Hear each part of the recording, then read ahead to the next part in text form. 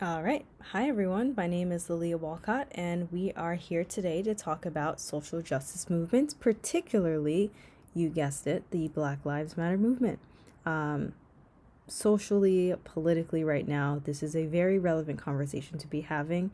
And as a woman of color, this is a topic that is very near and dear to my heart. So, thank you for joining me, and let's get started.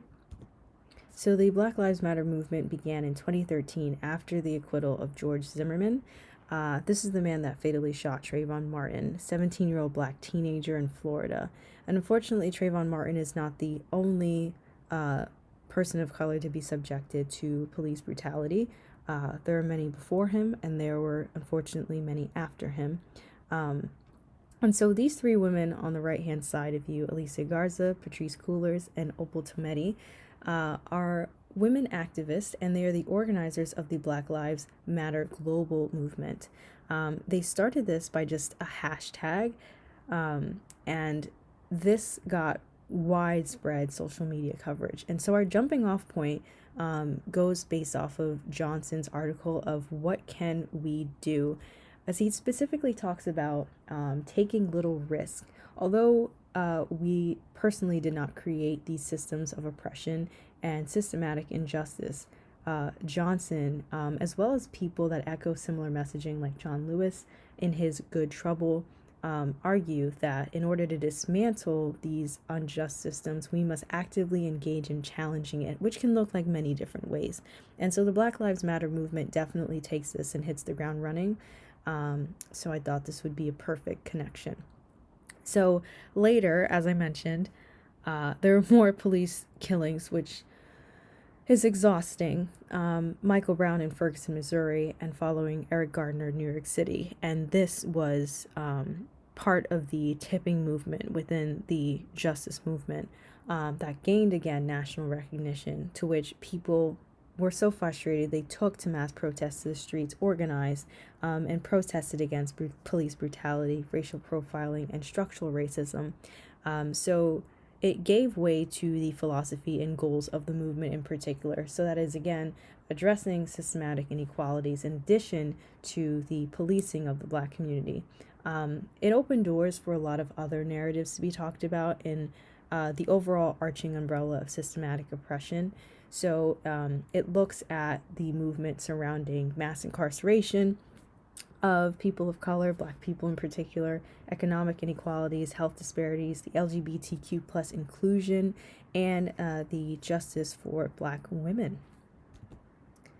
So moving on, again, we touched on all of these things, but I just want to make it very clear to you guys what the focus and the issues are, the movement's goals, and how that is transpired moving forward, which we will get into. So who is impacted by the Black Lives Matter movement? As you guys see by these several faces on your screen, one commonality is that they are black people. So you can guess that black people are the primary target of disproportional systematic oppression. I have several people on here, and of course, these faces are only a small representation of the total number of black people subjected to police brutality.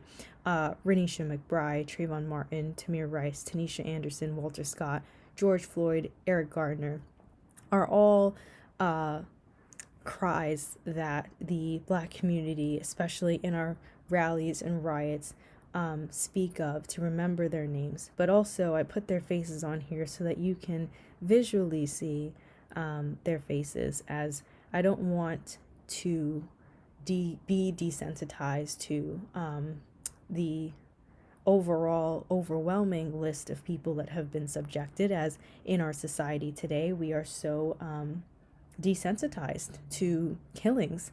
It is crazy in America as far as that goes. But staying on task here, some things that I want to point out: Trayvon Martin going to the store and just getting Skittles, killed. Tamir Rice, 911 was called on him because he was playing with a fake pistol, in which the person that called 911 expressed that this could possibly be a fake pistol, but they urged police enforcement to come and obtain the individual because they suspected he was a juvenile. And so historical context of racism definitely come into play, as stereotyping is involved in the overall treatment of Black people, in which we do not feel safe to rely on the supports of the police. And it is very unfortunate. Tanisha Anderson, one of the people that unfortunately died at the hands of the police, she was not shot, but she was tackled to the ground after expressing mental health episode being of being of having a mental health episode, and the police were not responsive to that, and so they took her to the ground, and they did a tackle down move, and she did not get up, unfortunately. So more on who is impacted by this. The Black community obviously is the primary population, but other communities are communities of color, as structural racism is a central point in the narrative that the movement is pushing. And so it creates a space of shared solidarity for those communities. It also impacts policy and institutions, as because of the injustices made, we push for reform of anti-racist policies, curriculum, and diversity, equity, and inclusion within our workforce. Law enforcement is also called into question as well, because we, based off of the wide range social media coverage of everything, we are able to call into question what kind of skills are being used in the police department to respond to these different issues pertaining to Black people, and if they are sufficient enough. Are they ethical? We also look at the general public and white people too, as the movement also calls on non-Black individuals to learn about their own biases, learn about systematic inequality, and see how they are involved in racial disputes intentionally or not, how they uphold systematic oppression or not. And it calls them to also stand with us in solidarity, to use their privilege for racial equity in the space as well. So these are just some general statistics that I wanted to pull to give you guys some different kind of perspectives of how oppression, racism, is demonstrated in many ways within the movement. So Feeding America, for example, they reported that the Black population in this country is represented by 14%, but their food insecurity is 19.7%. The Native American population represents 1.9%, but their food insecurity is about 20%. And so we can kind of see, based off of the minorities' outlook, that they get the short end of the stick here, even in terms of like a stable, good, admirable job. We see that 5% of doctors are Black. White doctors are represented by 56% in the field, while Asian doctors are only 17%, and Hispanic doctors are only around 6%. With these statistics here, we also see that most Black adults identify having experienced racial discrimination, at least 75%. This is in 2023. I bet it would be much higher now. Yeah. So supporting the Black Lives Matter movement is not only a political stance, but it's an ethical obligation that is grounded in our NASW Code of Ethics and the CSWE, which is the Social Work Education Policy and Accreditation Standards. So within our own curriculum and within our own practice, we definitely try to embrace anti-racist notions. We embrace rejecting racism in all forms, which is aligning to the Black Lives Matter movement. We push for systematic change and equality for minority groups in particular. And so even taking a look at our curriculum, we engage in diversity, equity, and inclusion. We stick up for human rights. We stick up for social, racial, economic, and environmental justice. And so the specific pushes of the movement definitely align personally with us as social workers. And so I feel like this is a very harmonious partnership. So how can social workers act? In practice, we can promote racial equity and challenge day-to-day oppression. In our one-on-one engagements or interactions with individuals, we can provide trauma-informed care that is culturally responsive to the individual and acknowledges racialized trauma. We can give clients room to share in different settings and groups. Allowing Black individuals to have a voice is definitely something that is greatly appreciated and also helps other people understand context.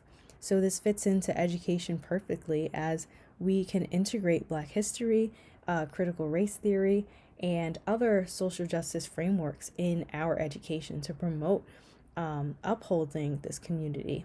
In our policy, we can reform equity and child welfare, voting access, as well as a big part in this push. And of course, research. The numbers definitely support the areas in which we need to change. And so, coming up with ways to identify the shortcomings in our community, specifically door to door, we can conduct surveys, we can sit and lead community interventions, or even come up with advocacy campaigns. So, the social justice movement, in my proposal, I felt that it was only right to include changing consciousness and creating new structures of alternative institutions to help the movement moving forward. So the reason why I say this, and there is a link to a video online to which you can get an in-depth analysis on the Sonya Massey case. Sonya Massey actually recently, I believe 3-4 days ago, was finally given a final close to the case, but she is another victim of police brutality, unfortunately. She was a 26-year-old Black woman experiencing a mental health episode in her home. She contacted the police as she believed that there was somebody on her property, and so she just wanted overall general support. And so the police responded, and this police officer in particular got his weapon out. She was standing near a pot of boiling water, to which she wanted to turn off but did not. She was next to it but did not even get to touch, because the police officer then just pulled out his weapon and shot her several times in her own home. And so Sonya Massey's death shows a systematic failure in law enforcement and mental health response. Policing prioritizes control, while empathy and de-escalation are overlooked, and they're things that we definitely take into account as social workers, which is why we should be very instrumental when it comes to responding to things like this. So real reform begins with changing collective mindset and awareness, which is why I wanted to first uplift that overall awareness of systematic racism and issue, which is part of motivations for the Black Lives Matter movement. But we also need a new community-based structure, as the one that we currently have with police responding particularly to the Black population in terms of mental health has not been great. As I just mentioned to you, Tanisha Anderson went through a similar mental health issue, and her life was taken just as Sonya Massey's was. And this is why the structures that we have in terms of responding to community care from the police is not significant, is not ethical, is not supportive enough, which is why I push for an alternative institution to be made to kind of support this movement and this community in particular. So yes, you can kind of see this here, going briefly. The police was sent to handle a mental health crisis. Community crisis response team is my alternative proposal on the right-hand side. So this is an alternate resource / institution that would make this case look widely different. So if we had a social work team that led mobile units that can assess safely and provide mental health needs that do not require weapons, that would be great. Public education campaigns on non-police emergency hotlines, so 988, 211, local mental health response lines, could definitely pick this up. There's a lack of trust already between the Black community and marginalized communities. So community-based safe programs could definitely be implemented as an alternative, so we can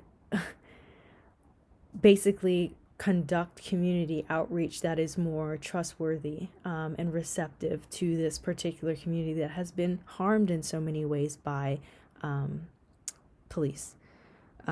Police are definitely culturally resistant to the reform, but if we conducted an alternative resource independently, then we can have more autonomy on how to negotiate and put forth these new programs to fruition. And so, what I also want to talk about here briefly, just yesterday, we had a Black Lives Matter protest at school. And so I don't want to just push this under the bridge, because these things are happening in real time. As we've discussed several times in class, social justice movements come in waves. And so we are in a point now where the movement is slowing down, but as it slows down, we think about ways to kind of get the conversation relevant again. And so we look to our institutions, we look at our schools, and our school in particular at UAlbany, we're currently doing that. We just had a Black Lives Matter march, and these undergraduate students went out in the pouring rain in the dark, and they were yelling and screaming and cheering and speaking their names. And by their names, I say the people that have unfortunately lost their lives. And it was very empowering to see these young individuals have a voice, find a voice, and project that to promote change within their environment. So I don't want to ignore that. But our discussion question is here. What's more transformative in terms of reform? Is it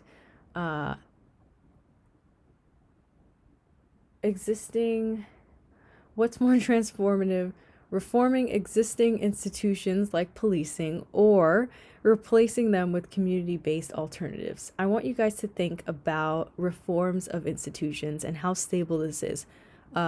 Please understand our political reality and effectiveness.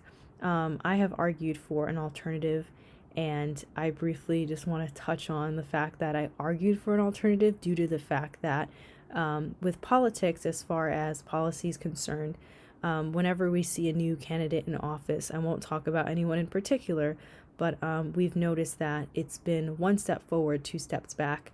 And so I feel as though we just need to start all over and create a whole new basis for reform. But yeah, these are my final thoughts that I'd like to share with you because I only have a couple minutes.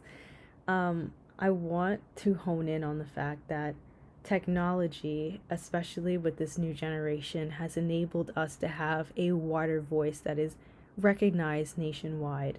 And so going back to George Floyd and that last picture that I had up of the police officer on his neck, we can see that the sentiment of "I can't breathe" and him crying out for his mom was accepted cross-culturally, and it spread wide empathy and awareness. And this is one of the tactics and one of the ways that we can promote change within our society, and then thus upon building change, upon understanding a general knowledge, be able to slowly activate that into movements in our society. And that is coming up with alternative ways to support the Black community, but other communities of color as well. This current climate of social justice demands that we build new systems of care, safety, and accountability that reflects our values. Social movements and social work must merge awareness with institution building to ensure that no one else dies calling for help. I want to thank you guys for being here with me today. This is my final citation, and we are done. Thank you.